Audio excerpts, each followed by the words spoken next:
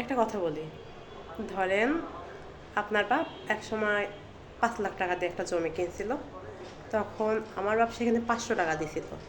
আপনার বাপের 500 টাকার অকুলন পরে তখন আমার বাপ আপনার বাপরে 500 টাকা দেয়। এখন আপনার বাপও মারা গেছে, আমার বাপও মারা গেছে, এখন আপনি আছেন আর আমি আছি। এখন আমি আপনারে সবসময় বলি যে আমার বাপ 500 টাকা দিছিল, মানে এই বাড়ির মালিক আমি। ঠিক আছে, তুই তুই এখানে থাকিস, কিন্তু এই বাড়ির মূল মালিক হচ্ছে আমি, এখানে থাকার তোর কোনো অধিকার নেই। এখন আমি সারাদিন বলি যে এই বাড়ি আমার, এই বাড়ি আমার, এই বাড়ি থাকার তোর কোনো অধিকার নেই। তো এরকম বলতে বলতে একদিন আপনার খুব রাগ হয়েছে। তখন আপনি আপনার বাড়ির থেকে আমার ঘাট ধাক্কা দিয়ে বের করে দিচ্ছেন। ঠিক আছে, আমি কিন্তু তখন কোনো কথা বলিনি, আমি ভদ্রভাবে চলে গেছি আপনার বাড়ির থেকে।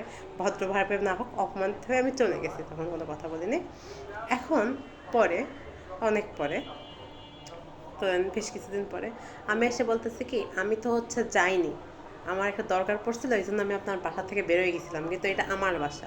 হ্যাঁ, মানে আমার বাসা থেকে বেরোয় গেছিলাম, এটা আমার বাসা। ঠিক আছে, আমার যখন ইচ্ছা আমি তখন এখানে আসতে পারবো। তখন বিষয়টা কেমন হয় একটু বলবেন?